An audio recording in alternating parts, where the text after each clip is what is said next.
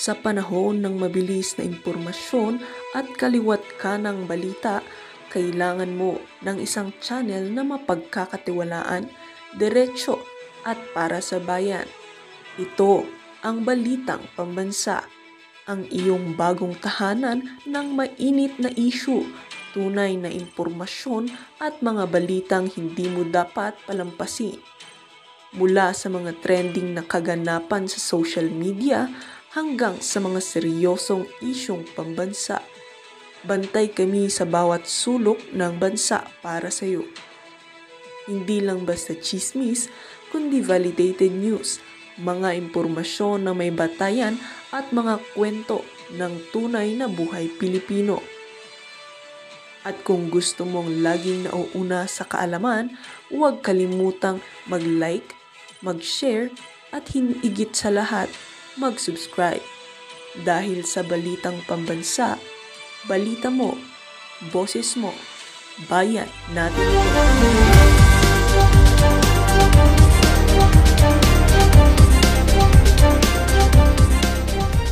Siya makakakita ng hustisya kaugnay diyan sa mga kasong kinahaharap niya na kung saan alam naman natin binuhay lamang ho para lamang meron silang magamit para maipakulong itong si Pastor Kibuloy. Alam ko dito sa PH Update, karamihan ng mga kasama natin dito, ngayong mga panahon na to naliwanagan na lahat ng aligasyon, akusasyon, o paratang dito kay Pastor Kibuloy Pawang, konektado sa politika. Dahil isa ho siya sa mga masigasig na taga-suporta nitong si dating Pangulong Rodrigo Duterte. At kung itong si Pastor Kibuloy, nasa piitan siya, nakikita ho natin ngayong mga panahon na to, hindi ho niya pinababayaan at iniiwan ang kanyang kaibigan itong si dating Pangulong Rodrigo Duterte. Kung gaano katindi ang suportang ibinigay niya dito kay dating Pangulong Rodrigo Duterte, tayong mga taga-suporta ni Tatay Digong, ganun din ho ang ipapakita nating suporta dito kay Pastor Apollo Kibuloy. Magpakatatag ho kayo dyan, Pastor. Darating din ho yung panahon na mailalagay na sa tamang pwesto ang mga bagay-bagay. At ngayong mga panahon na to, 3 taon na lang naman magpe-presidente na si VP Sara. Makikita ng kung doon sa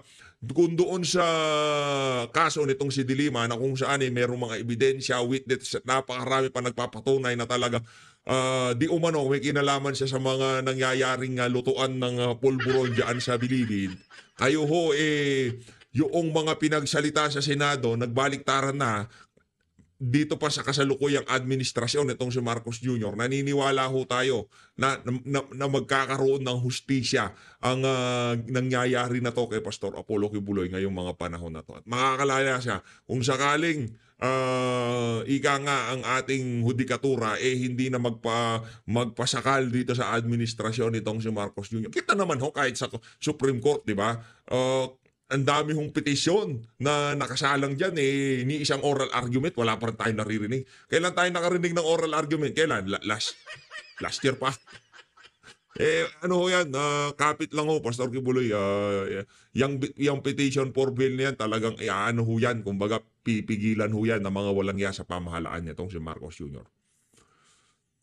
Ano pa ho? Ay naku, ito, mamaya ka na mangga. Mamaya ka na mangga. Ikaw talaga, oo. Dito ho muna tayo kay DPWH.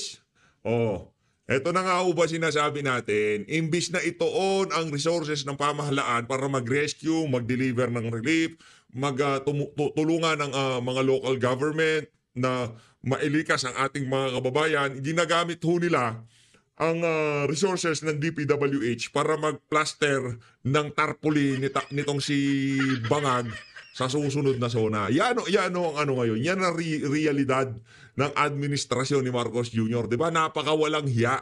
Kita nyo naman ng mga kababayan. Halimbawa na lang, yung truck na yan. Imbis na gamitin yan para paghakot ng mga relief goods, pangtulong sa mga kababayan natin, tulong sa mga na-stranded ngayong mga panahon na to. Anong ginawa nila?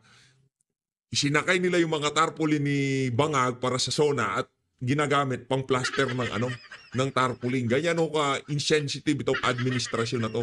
Sa kasagsagan ng napakalakas na ulan, kitang-kita naman na napakaraming nai-stranded, nahihirapan, yung resources ng pamahalaan at talagang itutuon pa nila dito sa mga walang kwentang bagay na kagaya nitong paglalagay ng tarpaulin nitong si Marcos Jr. para sa kanyang zona.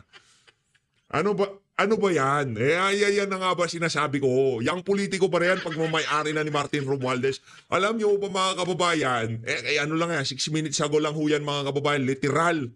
Isang beses lang nagpakita ang truck ng tingog, ang politiko, mabilis pa sa alas 4 na makareport. Yan na nga ba sinasabi ko? Kaya kayo napaghahalata politiko, na hawak kayo sa liig ni Tambaluslos. Kasi mga kababayan, kung yung tingog-tingog na yan, nasa warehouse pa, nagkakarga pa lang ng pagkain, itong ika nga Office of the Vice President, siguro ano pa yan nung Sabado pa, nag-iikot-ikot na. Nagbibigay na ng tulong, kitang-kita nyo naman ho yung mga volunteer at yung mga pinamimigay ho nila, hindi basta-basta ika nga. Talagang, kita nyo naman ho yan mga kababayan. Binibigyan ho nila ng dignidad yung mga kababayan nating makakatanggap ng pagkain, relief goods o kung ano man ang mga bagay-bagay na galing dyan sa Office of the Vice President. Di kagaya dyan sa MR Tingog, anak ng tokwa, nasa tingnan nyo mga kababayan kung hindi napakalaking ogag ng ano na yan, ng politiko. Nasa warehouse pa, warehouse siguro yan, hindi natin malaman. Let's say nasa evacuation evacuation center. Tingnan nyo naman mabilis pa sa alas 4. Si VP Sara, Sabado pa lang namimigay na ng libreng sakay, namimigay na ng pagkain, namimigay na ng kung ano-ano, pero hindi ho nila mabalita. Kaya naman palakpakan ho natin ang News 5. Yan naman tayo fair tayo dito. Hindi ho tayo kagaya ng nitong politiko ika nga, di ba? Eto, lipat ho tayo dito sa dami kasi natin pag-uusapan dito kay Maricel. Etong si Maricel, nasa Washington ho siya ngayon. Kasama ho siya sa official entourage nitong si Marcos. Hindi mga media, matik na yan ika nga, nakasama lagi sila sa mga galaan ng presidente. Sila ho kasi yung ika nga nagpapahatid ng mga mainit na kaganapan sa mga pinagkakaabalahan ni Bangag sa ibayong dagat. Ito, pakinggan ho natin itong si Maricel Halili ng News 5. Ito ang instruction ni Bangag at itong si Lucas Bersamin. Magandang araw, update muna tayo mga kapatid. Update. Ipinag-utos ng Malacanang na ipatigil muna ang lahat ng preparasyon na may kinalaman sa State of the Nation address ni Pangulong Bongbong Marcos. Kasunod ito ng paglabas ng mga balita na nagsasagawa na ng pagkakabit ng mga tarpaulin, preparations para sa zona ni PBBM ang ilang personnel ng DPWH. Sa pahayag ni Executive Secretary Lucas Bersamin, sinabi niya na dismayado si Pangulong Bongbong Marcos sa nangyaring ito dahil yung preparasyon ginagawa habang napakarami doon sa mga kababayan natin yung nagsusuffer at obviously nasalanta ng masamang panahon. So dahil dyan, ipinag-utos ng Malacanang na itigil muna ang lahat ng SONA preparations at ituon yung pansin at buong atensyon sa pagtulong doon sa mga kababayan natin na naapektuhan ng masamang panahon sa Pilipinas. Yan dapat ganyan. Una pa lang dapat yan na ginawa. Hindi kung ano-anong kabalbalhan. Masyado kasing maraming himas tumbong dito kay Marcos Jr. at Martin Romualdez di ba? Mantakan nyo, DPWH, yun ang kanilang pinagkakaabalahan. Yun ang kanilang mga pinagagawa sa kabila ng napakarami hong mga nangyayaring baha, kung ano-ano pang kaganapan sa iba't ibang bahagi ng Maynila, no? Pinagkakaabalahan ng pamahalaan pagtatapal ng tarpaulin itong si Marcos Jr. Ito naman mga kababayan, meron hong paalala itong si Amy Marcos sa kanyang kapatid na Bangag sa kanyang pagbisita na yan sa Amerika. Tama yan. Ano yun muna? Priority first. Priority yung mga nahihirapan ngayong mga oras na to. Ito. Senator Amy Marcos has urged President Ferdinand Marcos Jr. to push for Philippine interests during the trade talks with United States President Donald Trump. Ano yan? Siya na yung mga press release nyo na ganyan, walang kakwenta-kwenta yan. Anak ng toko. Oo. Puro na naman, ano na naman bangkabal ba? Pambira ang mga politiko ngayon. Makita ko si Risa Hontiveros namimigay ng tinapay o kung ano-ano na.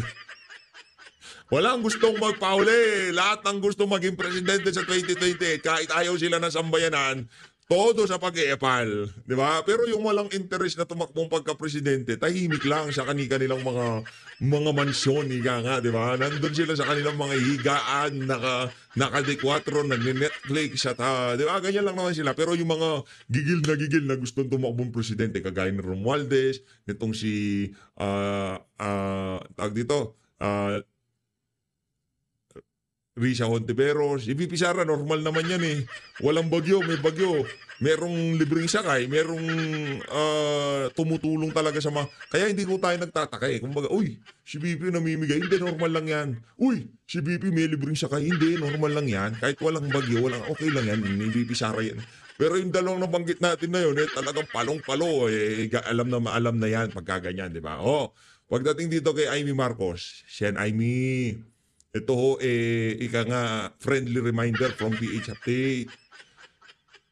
Hindi nyo na ho kailangan mag-press release ng ganyan. Ika nga, alam na ho ng masambayan ng Pilipino kung gaano kabangag ang kapatid nyo. Kung yung mismong batas nga, hindi nila sinusunod, ano pa kaya yung paalala mo sa kapatid mong bangag? Anak ng tokwa, yung batas nga, di nila sinusunod, di ba? Sabi, pagka merong nasasakdal, iarap sa korte. Anong ginawa? Pinasakay ng aeroplano, dinala sa The Hague, Netherlands. Walang passport, walang kung ano-ano. Hindi nga nila sinusunod. Sinabi, dapat ang tao ng budget ang pinakamataas, Department of Education. Kahit na hindi Department of Education, pinirmahan pa rin.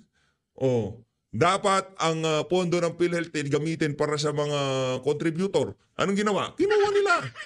Tapos, ibig sabihin niya, paalala mo na yan, papakinggan ka ng bangag mong kapatid. Anak ng tokwa, Sen Amy. Yan ang problema sa inyo. Okay, puta na ho. Dami nangyayari. Hindi ko alam paano ko pagsisiksiksiksikin eh.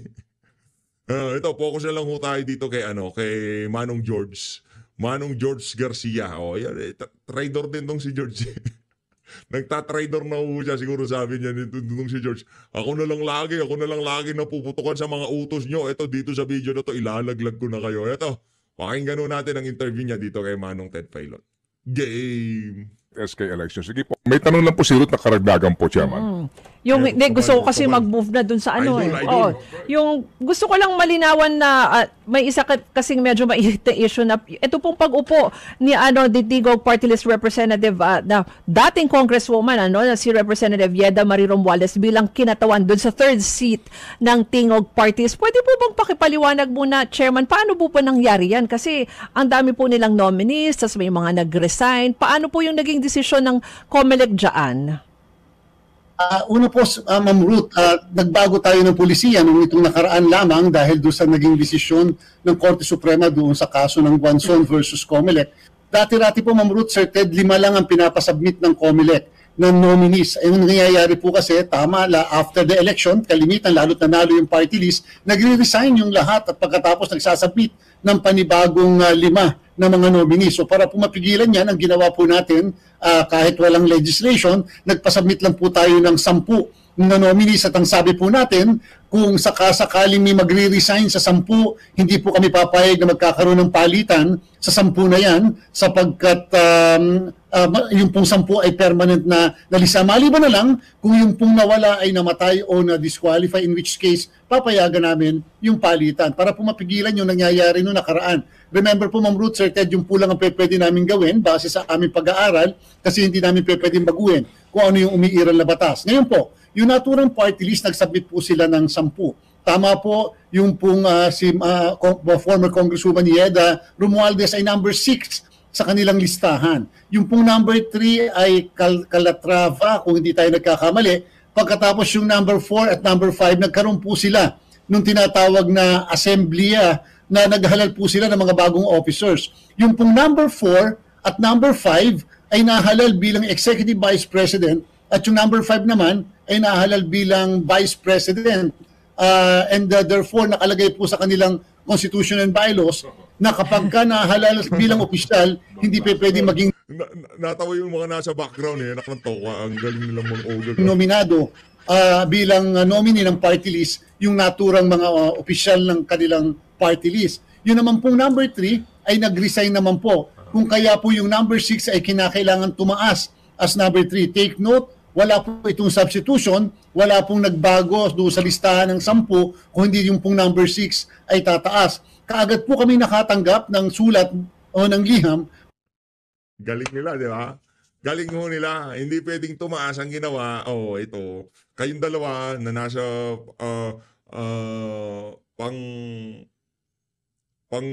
pangalawa at pangatlo, ang gawin natin, ibibigyan namin kayong pwesto sa sa Tigog. Tapos yung isa, mag-resign ka para mapwesto si Yeda.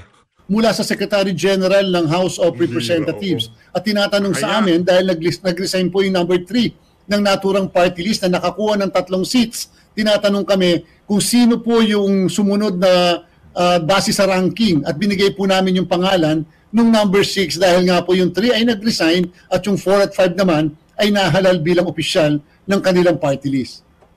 So siguro, Ruth, ito magandang tanong kay Chairman dito. Okay. Nung una, 5 ang nominees. Sabi ho ninyo, para mas maging maayos at hindi maabuso yung nagre-resign yung 5, yung 4, etc., ginawang 10.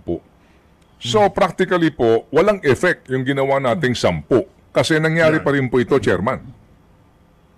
Lumalabas po, Sir Ted, may effect naman. Pero ang point is, doon pa rin kinuha yung pumalit sa number 3, doon sa 10 na sinabit nila. Pero doon po sa nabakanting 4 ngayon, wala po silang sinasabot sa amin na dagdag dahil hindi po namin tatanggapin kung sakasakali dahil resignation po yun at hindi po death or disqualification. Pakiulit po, Chairman, wala kayong tinatanggap ka ninyo, Chairman, please. Ano po? Wala po kaming, hindi po sila makakapagpalit ng dagdag na 10 kasi kung may papalit po na 10, Sir Ted, yan pong papalit ay magiging number 4, 5, up to 10. Kasi nga po ay yung pong number 7 pala nagtataas din. So yung bakante nilang 4 ay hindi po kami tatanggap ng dagdag na 4 sapagkat hindi naman po namatay o na-disqualify yung 4. Kung hindi nag-resign at yung iba na-elect. So yung iba nag-assume. So parang yung effectiveness ng 10 namin. Pero Chairman, again, ito po regardless kung sino ang involved dito sa pangyayaring ito. No? High profile ho kasi kaya kailangan mag-disclaimer nitong si Manong Ted. High profile tingog eh. Speaker yung asawa niyan eh. Kasi Chairman, merong pong 3 seats ang tingog. Yan. Okay. Ngayon, yung pangatlo kaninyo ay nag-resign. Nag-resign po, personal reason. Okay, nag-resign. Okay. So, yung pangatlo na iyan, dapat ang papalit yung pang-4 at saka yung pang-5. Pang-5. Kumbaga yan, yung pang-4 o kaya yung pang-5. Pang-6 po itong uupo sa pang-4 na consecutive term. Alright, so yung pong pangatlo na iyan na nag-resign, assuming po na nag-resign siya talaga, for personal reason, papalit yung pang-4, pero yung pang-4 at pang-5 kaninyo, hindi makakaupo kasi sa kanilang bylaws, nag-eleksyon sila. At nahalal na presidente at saka vice-presidente. Tama ba? Executive Vice President. Opo. Sige, Executive Vice President at saka Vice President. So, kailan daw sila nag-eleksyon, Chairman? Nung nakaraang buwan lang po, Sir Ted, base po sa mga dokumento na sinabit po sa aming law department. Kapag ba ganyan, ang COMELEC po, tatanggapin na lang yan. Wala na ho kayong gagawin pang mga hearing o anumang. Kasi, Chairman, I mean, with all due respect, sa lahat, sa pagiging presidente nung partido o vice-presidente at pag-upo bilang congresswoman o congressman, hindi mo na kinakailangan maging matalinong tao, di ba? Na, siyempre, mas pabor sa'yo, maging congressman ka, di ba? Natumbok nitong si Manong Ted, di ba? Anong gusto mo? Maging executive vice president ng Tingog Party List o maging congressman? Di ba? O hindi, huwag nyo na akong i-elect dyan. Congressman na ako eh. Ako na uupo. Huwag nyo akong i-elect na executive vice president ng Tingugan na yan. Di ba? Kaso nagpa-elect pa rin. Bakit? Kasi mababatukan siya ni Tamba. Ba, anak ng tokwa, hindi ka magpapa-elect? Hindi ka magpapa-elect? Paano uupo si Eder Romualdez kung hindi ka magpapa-elect? Kumbaga, yung dalawa, hinalal nila na opisyal sa tingog, yung isa, nagbitiw.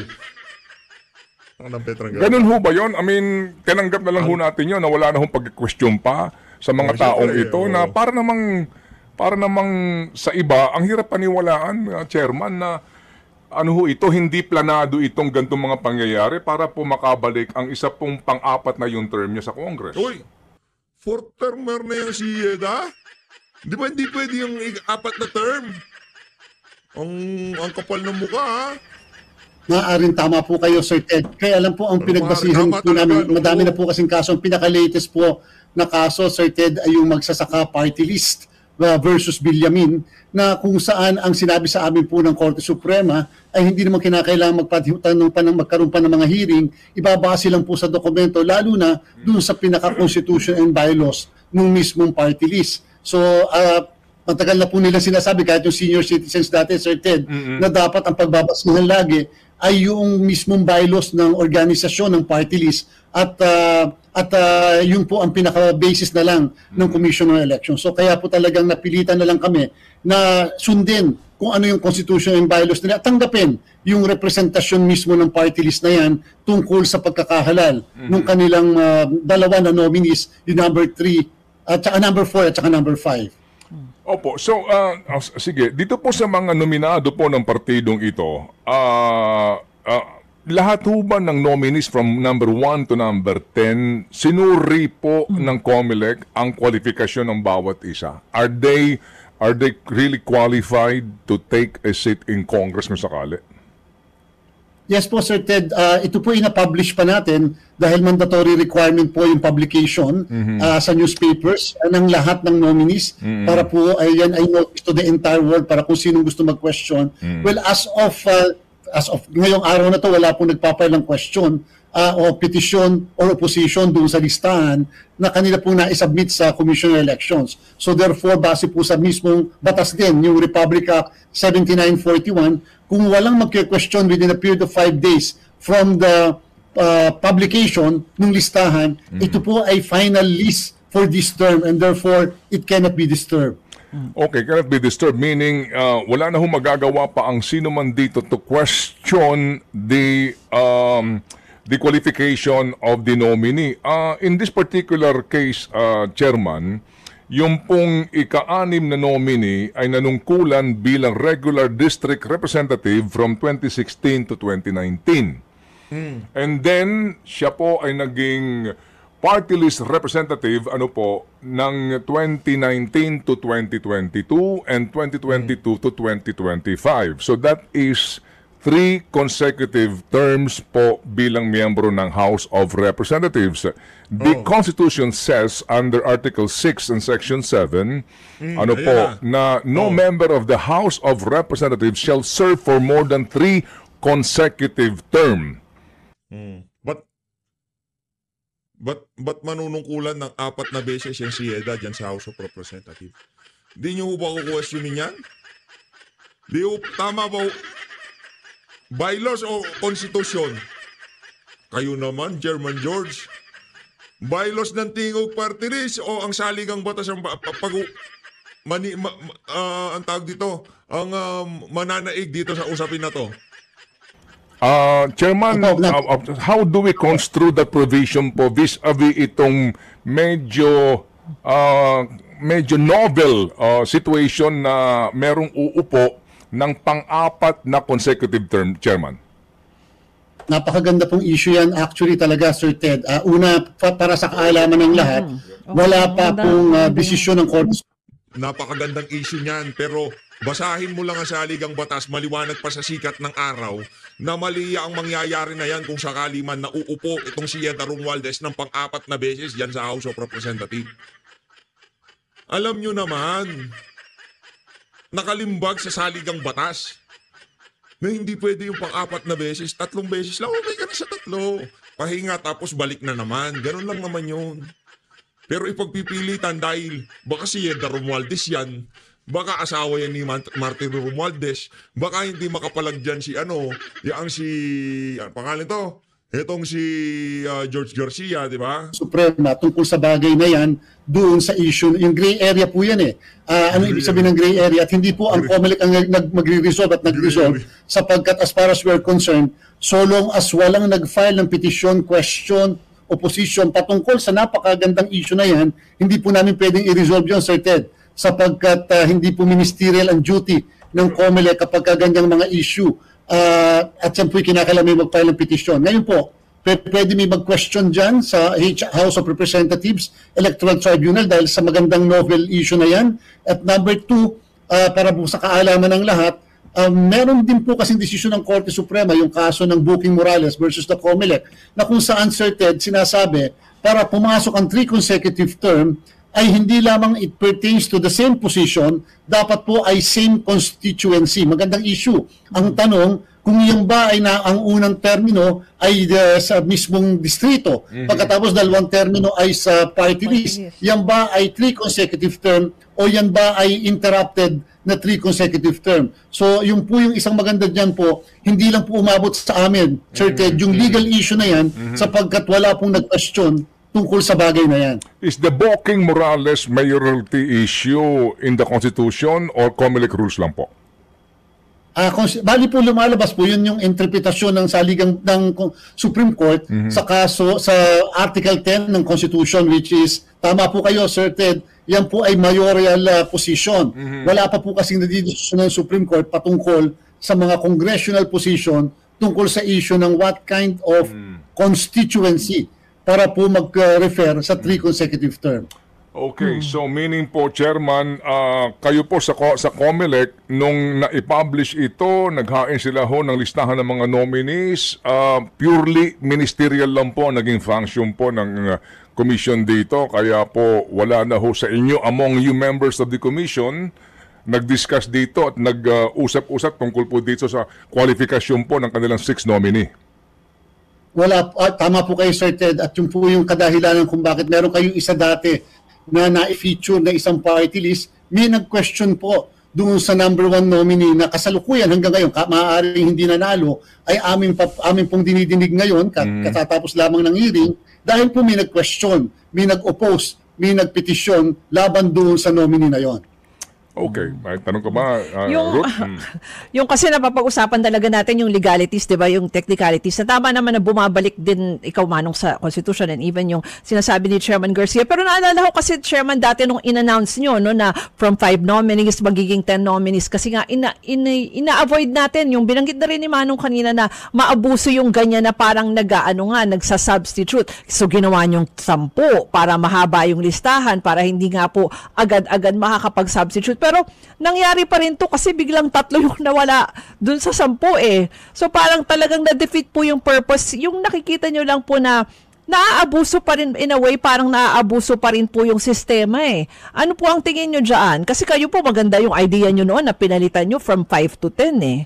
Yung list of nominees. Alam po, Ma'am Ruth, kung napansin nyo po medyo at napakahirap din po talagang ipaliwanag sagutin. Pero sa bandang huli po talagang yun ang dahilan kung bakit kami matagal nang nagsasabi, nagpupursige, na i-revise yung ating pong batas sa party list. Simula po nang gawin kasi yan, mga mahigit ng 20 taon, wala pa pong pagbabago. Sa bandang huli, kita nyo po, kami po ang nasisisi sa pagkakaroon, napaka-limited po yung pwede namin gawin kasi tagapagpatupad lang po kami ng batas. In fact, yung pong paglalagay ng limit na 10 lamang at wala nang palitan, aaminin ko po, nung ginawa natin yan, lakas loob lang natin ginawa yan, na may posibilidad na may pumunta sa Korte Suprema. Ang tanong ba yung bang ginawa ng COMELEC ay pag-amend nung provision ng batas? O yan ba ay pinapayagan o papayagan? Wala naman po nag-question. So, okay. Pero ang katanungan ngayon sa pangalawa, yun naman po, kung nasa 10, merong question dyan, may mga nag-resign, ano ang gagawin ng COMELEC? Yung pong bagay na yan,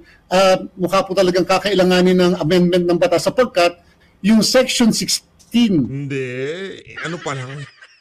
Malinaw sa saligang batas, di pwede yung pang-apat na pag-upo ng toko. Nung Republic Act 7941, yan po yung batas natin sa party list, ay nagsasabi na yung mismong ranking ay isang final list na sinasubmit sa COMELEC kung wala magke-question. At kung magkaroon ng vacancy doon sa mismong seat ay kukuhanin doon sa 10 o sa 5 na naisubmit sa Commission on Elections. And therefore, tali po kami dahil specific provision yun mismo ng batas natin.